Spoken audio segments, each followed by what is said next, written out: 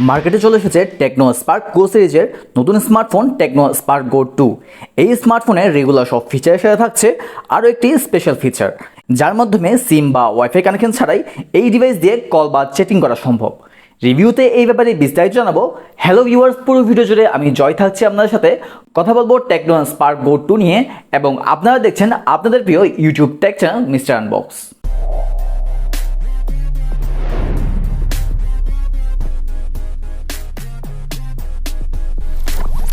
ডিভাইসটি একটি unboxing shot already আমাদের চ্যানেলে পাবলিশ করা আছে, আপনারা চাইলে দেখে আসতে পারেন। ডিভাইসটি 364 এবং 464 জিবির দুইটি ভেরিয়েন্টে আমাদের দেশে লঞ্চ হয়েছে, যেগুলোর দাম যথাক্রমে ৯,৯৯০ টাকা এবং ১০,৯৯০ টাকা। ডিভাইসটি দুটি কালারে অ্যাভেলেবেল আছে, যেগুলো হচ্ছে ইঙ্ক ব্ল্যাক এবং টাইটানিয়াম গ্রে কালার। আমাদের হাতের ডিভাইসটি ইঙ্ক ব্ল্যাক কালারের। ডিভাইসটির বিল্ড কোয়ালিটি বেশ ভালো মানের।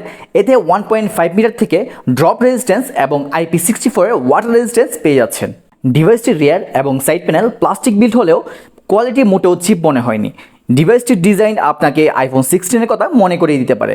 আইফোন 16 থেকে ইন্সপায়ার্ড হলেও ডিভাইসটির ডিজাইন বেশ মিনিমাল রাখার চেষ্টা করেছে টেকনো। ডিভাইসটির সকল পোর্টস এবং বাটন প্রপার পজিশনে থাকছে। পাওয়ার বাটনে ফিঙ্গারপ্রিন্ট সেন্সর ইমপ্লিমেন্ট করা আছে, যেটির আনলকিং স্পিড যথেষ্ট ফাস্ট লেগেছে আমার কাছে। এছাড়া এতে ডুয়েল স্পিকার এবং আইআর ব্লাস্টার পাচ্ছেন, যা এই দামের ডিভাইসে অ্যাপ্রিশিয়েট করার মতো। তবে এখানে সেকেন্ডারি নয়েজ ক্যান্সেলেশন মাইক থাকছে না। ডিভাইসটির ফ্রন্টে পাচ্ছেন 6.7 ইঞ্চি HD+ IPS প্যানেল, যেখানে থাকছে পাঞ্চল কাট আউট এবং 120 হার্জের রিফ্রেশ রেট। এই ডিসপ্লেতে আরও থাকছে ডাইনামিক আইল্যান্ডের ফিচার। ডিসপ্লেটির পিক্সেল ডেন্সিটি 260 ppi এবং peak brightness 560 nits. Display quality যথেষ্ট ভালো মানের, কোনো ধরনের নেগেটিভ ইস্যু নেই এবং ভিউইং অ্যাঙ্গেলও যথেষ্ট ভালো। ডিভাইসটিতে ইউটিউবে সর্বোচ্চ 1080 60 fps ভিডিও প্লে করতে সক্ষম এবং ভিডিও প্লেব্যাক ফ্লুয়েন্ট লেগেছে আমার কাছে। পাঁচ হোল কাট আউট থাকার কারণে ভিডিও ওয়াচিং এক্সপিরিয়েন্স খুবই ভালো মানের লেগেছে। তবে নিচের চিনের রেটটুকু একটু চোখে লেগেছিল, কারণ ডিভাইসটির 3 পাশের বেজেল বেশ সিমেট্রিক্যাল হলেও নিচের চিনটুকু কিছুটা বড়। তবে বাজেটের কথা ভাবলে এটি মেনে নেওয়া যায়। এছাড়া ডিভাইসটির 120 হার্জের রিফ্রেশ রেট ডিভাইসটিকে আরও একটি ধাপ এগিয়ে নিয়ে যায়। ডিভাইসটির প্রাণকেন্দ্রে থাকছে Unisoc T7250 প্রসেসরটি। এটি মূলত T615 এর একটি রিনেট ভার্সন, যেটি G81 থেকে কিছুটা বেশি পাওয়ারফুল এবং G85 থেকে কিছুটা লেস পাওয়ারফুল একটি প্রসেসর। এতে র্যাম থাকছে 3 অথবা 4 জিবি LPDDR4X এবং স্টোরেজ পাচ্ছেন 64 জিবি eMMC 5.1। এখানে টেকনো চাইলে UFS 2.2 দিতে পারত। যাই হোক, প্রসেসরটি রেগুলার কাজের জন্য যথেষ্ট পাওয়ারফুল এবং সব ধরনের বেসিক কাজ বেশ ফ্লুয়েন্টলি হ্যান্ডেল করতে পারছিল। প্রথমে যেটা বলেছিলাম, এই ডিভাইসে কোনো রকম সিম নেটওয়ার্ক বা ওয়াইফাই কানেকশন ছাড়াই কল বা টেক্সট করা যাবে। এই ডিভাইসে মূলত একটি ফ্রি লিঙ্কের নো নেটওয়ার্ক সিস্টেম থাকছে, যার মাধ্যমে ফ্রি লিঙ্ক সিস্টেমের অন্তর্ভুক্ত যে কোনো টেকনো ফোনে একটি নির্দিষ্ট দূরত্বের মধ্যে কোনো রকম নেটওয়ার্ক ছাড়াই কল বা টেক্সট করা যাবে। ডিভাইসটির রেয়ারে থাকছে 13 মেগা মেইন ক্যামেরা এবং ফ্রন্ট থাকছে 8 মেগা সেলফি ক্যামেরা। রেয়ার ক্যামেরার ছবি বেশ সুন্দর এবং কালারফুল আসে, মাঝে মধ্যে একটু বেশি স্যাচুরেটেড মনে হয় ছবিগুলো। পোর্ট্রেট ছবির কোয়ালিটি ভালো মানের এবং এইচ ডিরেকশনও মোটামুটি অ্যাকুরেট, তবে এর নাইট মোডের ছবি অ্যাভারেজ মানের। ফ্রন্ট ক্যামেরার ছবিগুলো ভালো লেগেছে, ভালো ডিটেলস পেয়েছি এবং এইচ ডিরেকশন বেশ ভালো।